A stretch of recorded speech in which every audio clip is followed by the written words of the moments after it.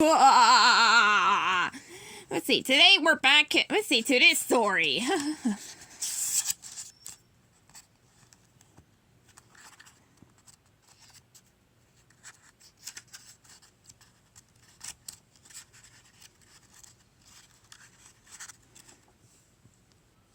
Here's where we left off. The next morning, Megamind stood in his secret hideout, his will and his spirit renewed.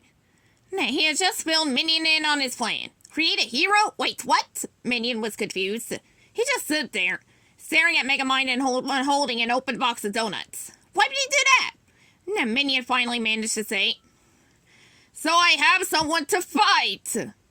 Minion, I'm a villain without a hero. A yin with no yang.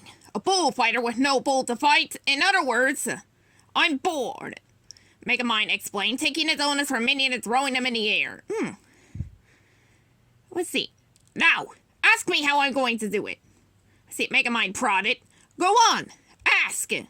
Minion obeyed. Let's see, how are you going to do it? Megamind climbed over Minion and jumped onto a rolling library ladder. Let's see, he showed Minion the wall charts he had created and pointed to items on it as he spoke. I'm going to give someone, I don't know who yet, Metro Man's powers. I'm going to train that someone to become Atrocity's new hero. After that, I'm going to debut the said hero so he will win the hearts and minds of the people. Megamind pulled a sheet off of a painting and revealed its last step. Let's see, and finally, I'm going to fight that hero in an epic battle of good and evil, which will put everything back the way it was when it was perfect and rosy. How are you going to give someone superpowers? Minion asked. Sorry. Megamind rushed to a lab desk that was covered with Metro Man's cape. Behold, Minion, Metro Man's cape. Look closely. Tell me what you see. Minion picked up a magnifying glass and studied the cape. Dandruff? He suggested. Yes! Megamind shouted. It's his DNA. From this, we'll extract the source of Metro Man's awesome power. Minion understood the plan. Now it was time to get to work. But after putting Metro Man's dandruff into it, let's see, the DNA chamber, he began to have second thoughts. Maybe this wasn't such a good idea after all. Sir, I think this is a bad idea, Minion announced. Yes, this is a very wickedly bad idea for the greater good of bad, Megamind said.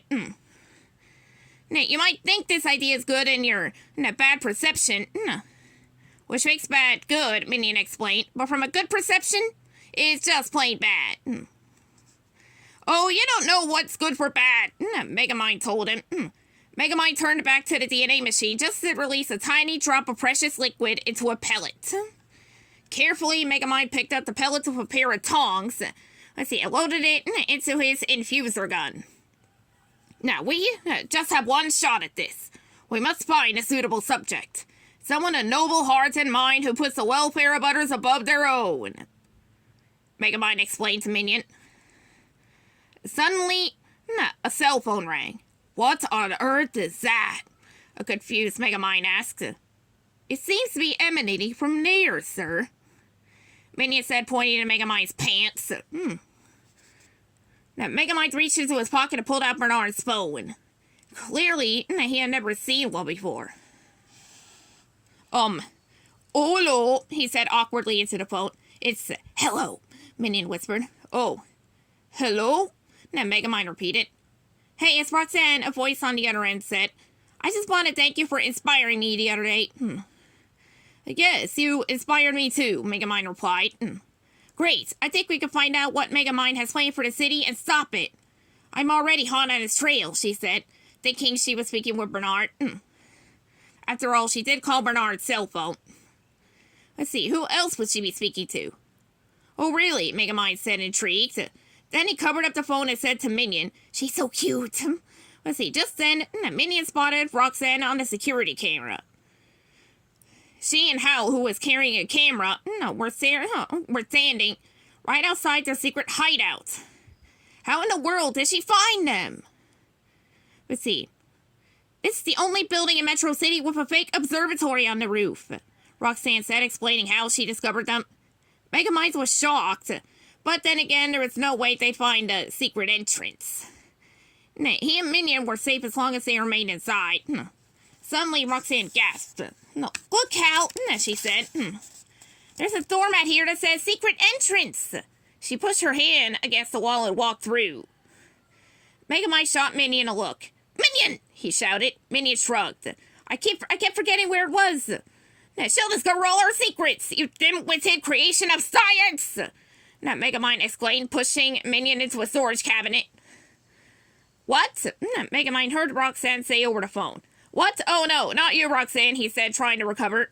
I was just yelling at my mother's urn. Now, don't do anything, I'll be there, I'll be right there. Megamind quickly pulled a curtain over the wall chart that outlined all his plans to turn himself into Bernard. Roxanne continued to explore, leaving poor Hal behind outside. Roxanne, Hal called out. Oh no, not again. I was supposed to protect her. Roxanne walked further into Megamind's hideout. Suddenly, she heard someone call out her name. She spun around to find Bernard, who was really Megamind in disguise, standing there. I'm glad you're here, a relieved Roxanne said. Then she stopped. Wait, how did you get here so fast? Well, I happened to be speed walking nearby when you called, Megamind said. In a suit? Roxanne asked, looking Megamind up and down. Uh-oh, what was he going to think of now?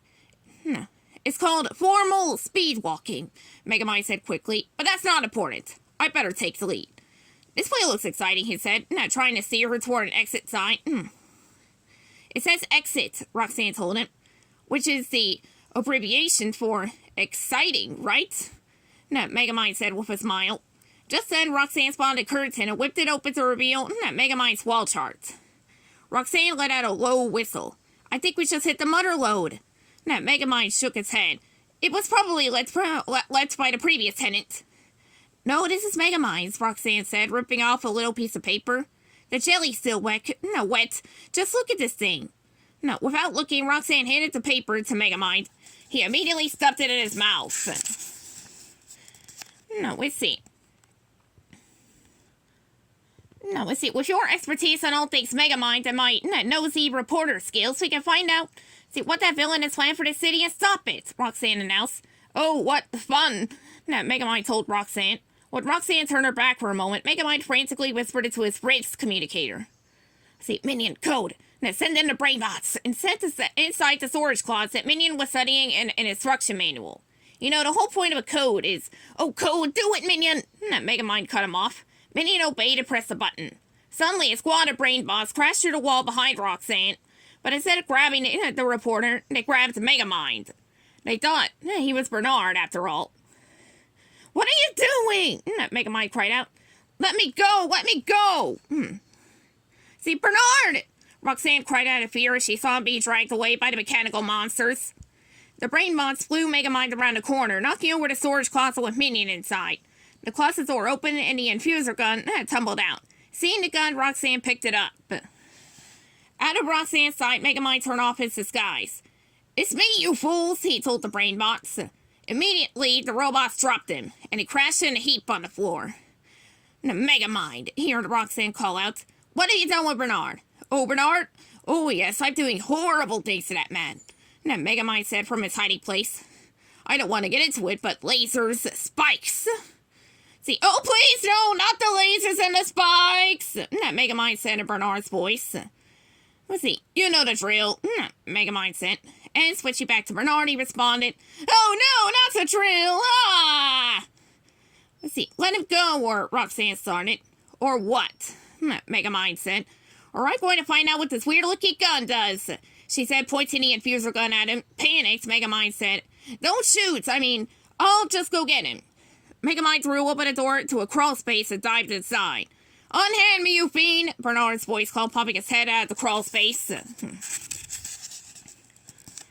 His strength fits too much, strained Bernard said.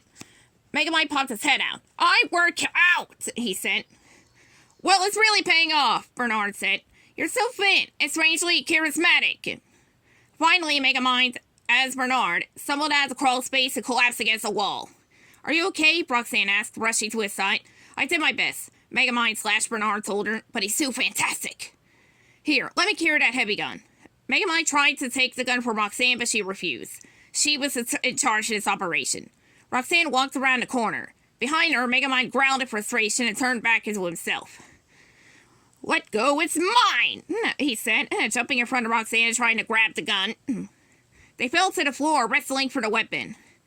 "Let's see, you're going to break it," Megamind told her. "Give it to me," Roxanne yelled. Suddenly the gun fired. The pellet bounced off the wall and flew with a pipe. The pellet was gone, and so was Megamind's only chance to create a new hero. Or was it? On a security monitor, Megamind spotted Hal, who was waiting for Roxanne. "Roxanne," Hal called out. He poked his head in front of an exposed pipe, and bam! Something smacked into him and knocked him flat on the ground. Hal had been hit by Megamind's DNA pellet. Meanwhile, Roxanne was still trying to flee Megamind and find Bernard. Where had the villain hidden her friend? She opened the door and raced straight toward an alligator pit. Desperately, she tried to slow down to stop her falling into the pit. Just then, a pair of arms grabbed her from behind. "Bernard!" she exclaimed, looking back at her hero. "You were right about that door being exciting." Megamind knew they had no time for idle chatter. The brain bots were hot on their trail. They turned and raced down the hall. As they ran, Roxanne spotted a stick of dynamite, grabbed it, and, using a brain bot, lit it. "Let's see. No, what are you doing?" Megamind asked. "This will stop them here," she said, throwing the stick of dynamite to him. Frantically, Megamind tried to blow out the fuse. "Just throw it!" Roxanne shouted. As he tossed the stick, Megamind whispered, "Daddy's sorry!" Mistaking the dynamite for a game of fetch, a brainbot tried to bring the stick back to Megamind. "Ah, say!" Megamind shouted, seeing the brainbots flying behind him. But the brainbot didn't have time to obey Megamind's command. For the next instant, the dynamite exploded, sending Megamind and Roxanne flying through the air and out the front door. To be continued.